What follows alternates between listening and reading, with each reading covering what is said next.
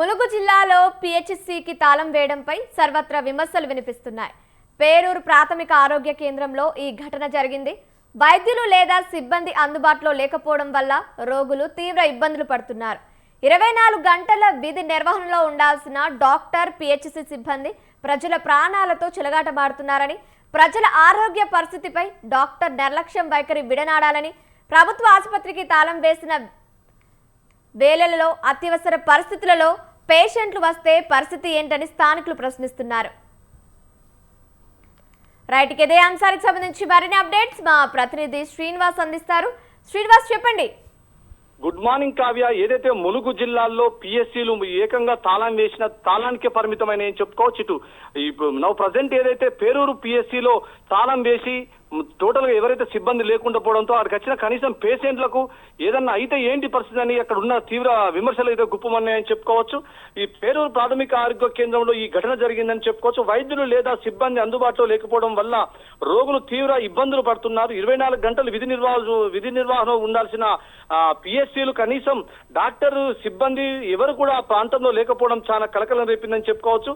ప్రజల ప్రాణాలు చెలగాటమాడుతున్నారని, ప్రజల ఆరోగ్య పరిస్థితిపై డాక్టర్ నిర్లక్ష్యం వైఖరి వీడాలని చెప్పేసి అయితే ప్రభుత్వ ఆసుపత్రికి తాళం వేసిన వేళల్లో అత్యవసర పరిస్థితుల్లో పేషెంట్లు వస్తే పరిస్థితి ఏంటని చెప్పేసి అయితే స్థానికులైతే గగ్గోలు పెట్టిన పరిస్థితి ఉంది. ఈ నేపథ్యంలోనే నిన్నగాక మొన్న గత 2 రోజుల క్రితం కూడా మన స్వతంత్ర డ్రైవ్ చేసిన పరిస్థితుల్లో కూడా ఇటు చుంచుపల్లి పిఎస్సీలో కూడా ఇదే పరిస్థితి నెలకొంది.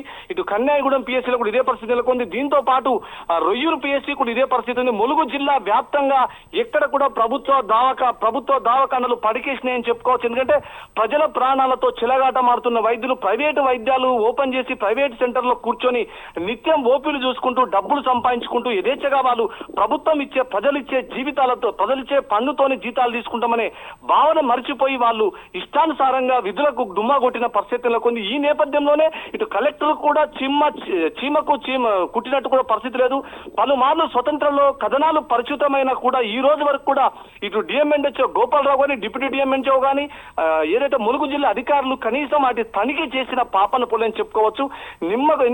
ఎవరు వస్తే మాకేంటనే విధంగా డాక్టర్లు హాజరు కాకుండా విధి నిర్వహణకు హాజరు కాకుండా నెలసరికి మాత్రం జీతాలు తీసుకునే పరిస్థితి నెలకొంది. ఈ తతంగం ఇంకెప్పుడు ఆగుద్దని ప్రజలు ఎదురు చూస్తున్న పరిస్థితి ఉంది. కనీసం ఈ ఏజెన్సీ ప్రాంతాలలో సీజనల్ వ్యాధులు ప్రబలుతున్న క్రమంలో ఇటు డయేరియా, మలేరియా, డెంగ్యూ, టైఫాయిడ్ వ్యాధులు ప్రబలుతున్నా కూడా కనీసం ఎక్కడ కూడా ఇప్పుడు ల్యాబ్ టెక్నీషియన్స్ కూడా వాళ్ళ ఇష్టానుసారంగా వచ్చి గంట సేపు ఉండి వెళ్ళిపోవడము, సొంత పనులలో నిమగ్నం అవడం జరుగుతుంది. కానీ ఇదంతా చూస్తున్నా కూడా గోపాలరావు డిఎంఎన్హెచ్ఓ ఎట్టి కోశాలు కూడా పిఎస్సీలకు వచ్చి కనీసం తనిఖీ చేసిన పాపాన పోలేదు. అది కాకుండా వెనకు ఇటు చుంచుపల్లి, మంగపేట, బ్రాహ్మణపల్లి 3 పిఎస్సీలు డ్రాయింగ్ పవర్ ఆయనకి ఇవ్వడంతో ఇష్టానుసారంగా దాంట్లో వచ్చిన ఫండ్ మొత్తం స్వహా చేస్తున్నారని అయితే బయట అయితే ఆరోపణలు అయితే గుప్పమంటున్నాయి. ఇవన్నీ తెలిసినా కూడా కలెక్టర్ ఇంతవరకు వాళ్ళని పిలిచి కనీసం రివ్యూ మీటింగ్ తీసుకొని ఈ వర్షాకాలం సీజనల్ వ్యాధులు ప్రబకుండా ఏం చేస్తున్నా అడిగిన పరిస్థితి అయితే ఈ రోజు వరకు లేని పరిస్థితి ఉంది. Kavya. Right, thank you Srinivas, thank you for the updates.